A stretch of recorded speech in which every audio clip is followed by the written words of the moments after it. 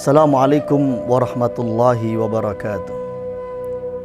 Alhamdulillahi rabbil alamin.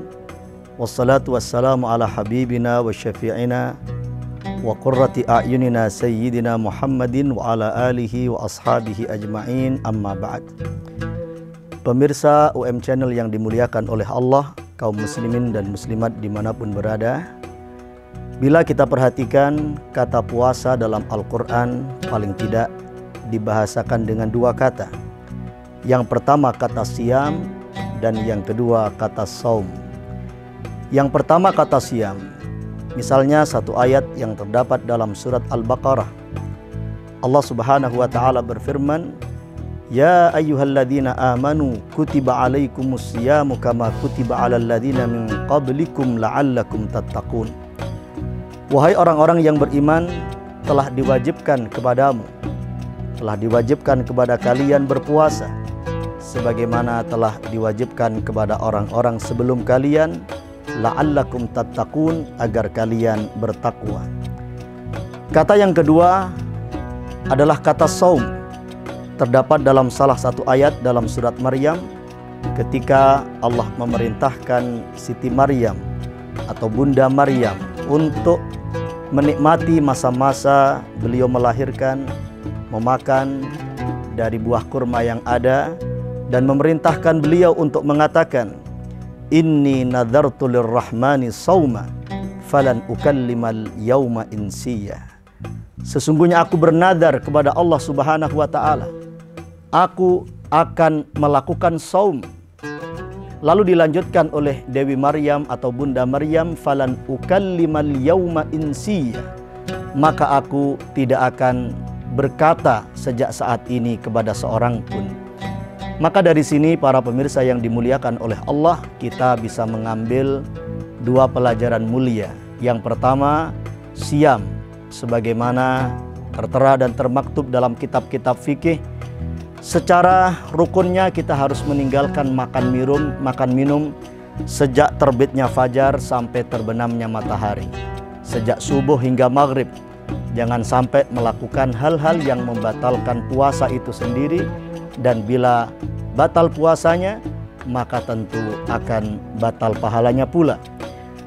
Tapi kemudian yang tidak kalah pentingnya adalah bagaimana kita melakukan saum, menahan lisan kita, menahan lidah kita.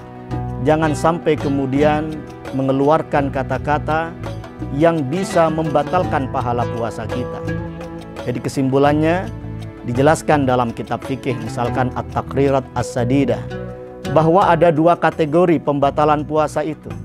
Yang pertama adalah sesuatu yang bisa membatalkan puasa, yang otomatis bisa membatalkan pahala puasa. Artinya apa? Keluar dari bulan suci Ramadan, ketika ada orang yang melakukan kategori yang pertama ini, dia wajib melakukan qadha. Misalkan makan minum, bahasa Jawanya mokel, sebelum datangnya waktu berbuka. Atau kemudian orang ngoker, rokokan, ngudut, padahal belum datang waktu berbuka, maka tentu batal puasanya dan otomatis batal pahalanya. Secara fikih nanti dia wajib untuk melakukan qadha. Namun yang kedua, ada kategori sesuatu yang bisa membatalkan pahala puasa. Yang perlu kita garis bawahi adalah batal pahala puasanya, bukan batal puasanya. Berarti secara fikih orang ini tidak wajib qadha.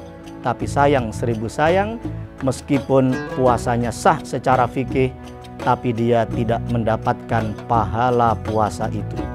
Ada banyak hal yang bisa membatalkan pahala puasa kita, dan kesimpulan kita ternyata rata-rata terkait maksiat lisan. Misalkan al-ghibah, menggunjing, menghibah orang lain, gosip, makin digosok makin sip. Orang berpuasa tapi tetap melakukan gosip, menggunjing orang lain, maka na'udzubillah, dia tidak mendapatkan apapun dari puasanya kecuali lapar dan dahaga.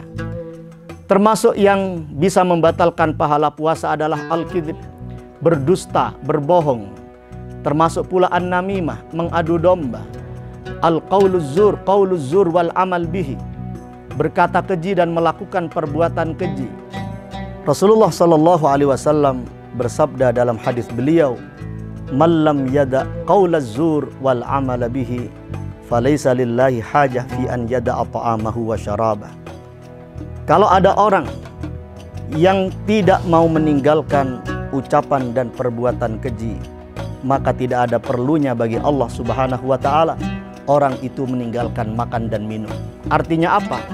Orang itu hanya merasakan dahaga, merasakan lapar, tapi kemudian tidak mendapatkan pahala di sisi Allah Subhanahu wa taala. Karena itulah para pemirsa sekalian, kita harus melakukan terapi. Kita jadikan Ramadan ini sebagai waktu, fasilitas bagi kita untuk melakukan bahkan shock terapi. Barangkali kemaksiatan yang terkait dengan lisan kita sudah menjadi kebiasaan kita, maka kita harus meninggalkannya. Dan bukan berarti kita hanya meninggalkan di bulan suci Ramadan. Di luar bulan suci Ramadan, kita tetap harus berkomitmen meninggalkan perbuatan-perbuatan maksiat, terutama perbuatan maksiat yang terkait dengan lisan kita. Ulama mengatakan, min alamati qabulit ta'ah fa innaha tajurru ila ta'atin ukhra. Di antara tanda suatu ibadah sudah diperkenankan untuk diterima oleh Allah Subhanahu wa taala, bila ibadah kita itu mengajak kita untuk melakukan ketaatan yang lain, melakukan ibadah yang lain, dan kita makin meninggalkan perbuatan maksiat-maksiat yang ada. Jangan sampai ketika Rasulullah SAW misalnya menasihatkan kepada sahabat Mu'ad bin Jabal dalam hadis yang cukup panjang, beliau bertanya kepada sahabat Mu'ad, "Wahai Mu'ad, apakah engkau tahu bidzalika kulli, inti semua itu apa? Inti semua amalan yang bisa mengantarkan ke surga dan membuat orang jauh dari siksaan neraka?"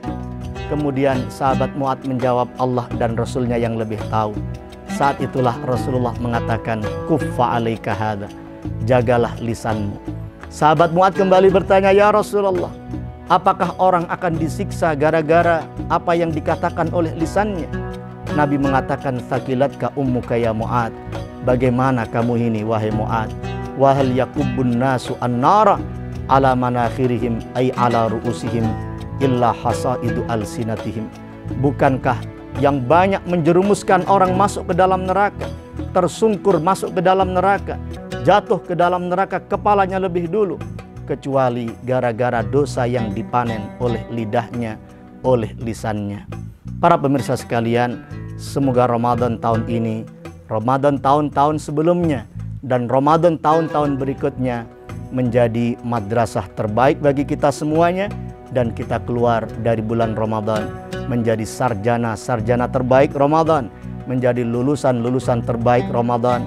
Kita makin hari, makin bulan, makin tahun berganti tahun, kita makin menjadi orang yang baik, yang kapanpun kita wafat dalam keadaan melakukan puncak kebaikan kita, dalam keadaan husnul khatimah. Dan semoga di akhirat nanti kita dikumpulkan di tempat yang terbaik, fi jannatin na'im, di surga Allah yang penuh dengan kenikmatan, bersama orang-orang yang baik dan manusia terbaik, Nabi besar Muhammad sallallahu alaihi wasallam. Amin ya rabbal alamin. Wallahul muwaffiq ila aqwamit thariq. Wassalamualaikum warahmatullahi wabarakatuh.